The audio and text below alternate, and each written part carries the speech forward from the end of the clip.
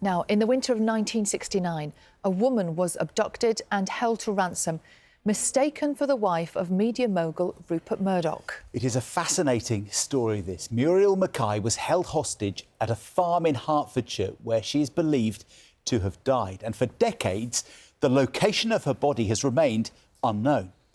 But last month, her family went to meet one of her killers, trying to get new information, as Tim Muffet can tell us.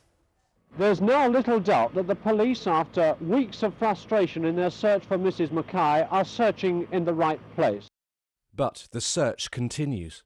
54 years after she was kidnapped, the body of Muriel McKay has still not been found. He can't bring her back, she's dead. But what he can do is end the mystery.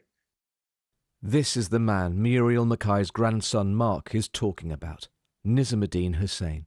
Seen here on the right alongside his brother Arthur. Both were convicted of Muriel McKay's kidnap and murder. The kidnapping took place in 1969. Muriel McKay's captors demanded a £1 million ransom. They had mistakenly thought she was the wife of media tycoon Rupert Murdoch. In fact, she was married to his deputy, Alec McKay. She needs drugs particularly for arthritis.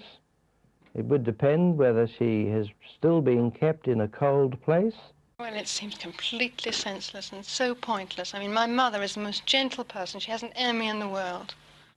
Police eventually concluded that she'd been killed and buried on a farm owned by Nizamuddin and Arthur Hussain in the village of Stocking Pelham in Hertfordshire. But have you found anything at all today in the search? Nothing whatsoever. Arthur Hussain, 33, a designer and cutter, and Nizamuddin Hussain, 21-year-old labourer. They'll appear at Wimbledon Police Court tomorrow morning, charged with that between the 29th of December and the 6th of January, they murdered Mrs. Muriel McKay. Arthur Hussain died in prison in 2009. Nizamuddin was deported to Trinidad after serving his sentence. In January, Muriel's grandson Mark shook hands with one of his grandmother's killers. He'd flown to Trinidad with his mother, Dyer, Muriel's daughter, who's now 83. They'd heard that Nizamuddin Hussain was willing to share new information with them and tell them where Muriel's body was buried. So right in next to the fence? Yes. 2 feet from the fence? 2 feet from the fence. Yeah. I can imagine. Police have said they will review the latest information to determine the next steps in their investigation, which could include a further search, and hopefully bring an end to a mystery that has lasted almost 55 years. That was Tim Muffet reporting. We're joined now by Mark Dyer, Muriel's grandson, and her daughter, Diane McKay. Morning to both of you. Morning. Watching that report, it's quite an incredible thing to have happened to your family. What toll has it taken on you all? How hard has it been over these last half century? Well, you've always lived with it. You can put it away, but it's always there. And at the time, it was horrific. It was a terrible time to have to go through. And it took me quite a few years to stabilise after it. And, of course, my children were deeply affected because, you know, it was their grandmother. You can't suddenly disappear. What do you say? Where did she go? Very hard. And how hard is it, especially not having found her body, not having a location, not being able to lay her to rest? Well, you know, the criminals were in denial. They did a 20-year sentence in denial. So we actually got now a confession, a written confession from someone who's denied he ever had any involvement. And we spent 2 days with him in Trinidad. So we flew to Trinidad a couple of weekends ago with Sky News, with the Times newspaper, and we spent the whole of Saturday, a whole day with him, sitting on a sofa like this. You've got the video of it, where we're showing him pictures of the farm, pictures of where he says my grandmother's buried. And all the time he goes, she's 3 foot from the fence. Then we got pictures from 1970, helicopter pictures, which have been HD'd up, which you could see the heads of cattle on, they're so detailed. And he said, yeah, these are my cows, and these are where my cows were, and I dragged her round the front of the barn. The ground was softer, and we hid her there. And they hid her there because they wanted this ransom of £1 million. And they didn't want anyone to find her because they were trying to get the £1 million. So they were making calls to my mother regularly asking for this money to Wimbledon. And interestingly, the second day session in Trinidad, which was quite weird because we played some of the tapes of the ransom demands. And yeah, that was very revealing. I mean, my mother would lead off on that. I just said, that's your voice. That's you. To the guy we've just seen. Oh, yeah, the guy sitting next to me. I said, that's you. Listen to you. That's you. I remember that. And he would just stare off into space. You know, he doesn't say, yes, that's me.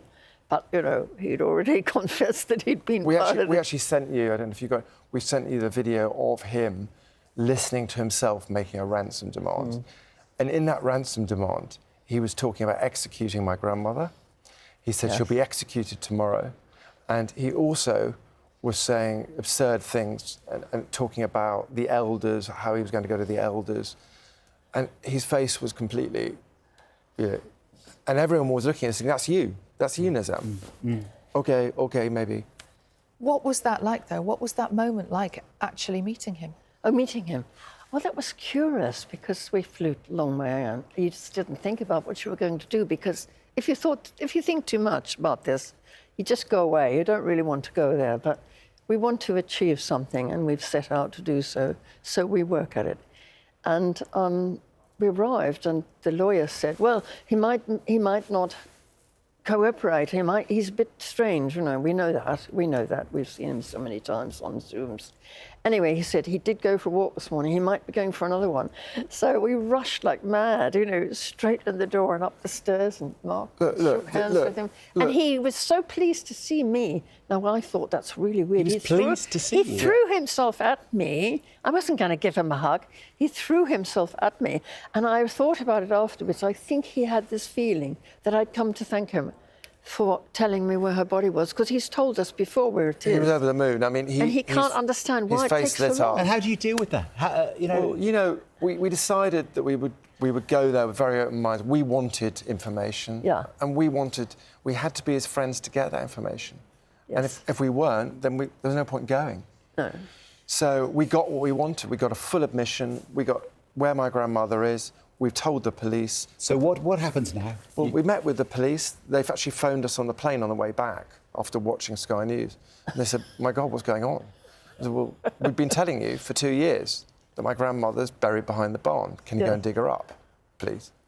And they said, can we come and see you? I said, yeah, come this afternoon. We'll be back in a minute. We can come next week. And then they watched the videos on a video wall with us and they said, this is compelling.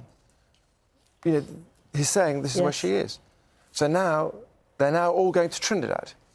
Or the police are going to Trinidad, which we can't really understand why.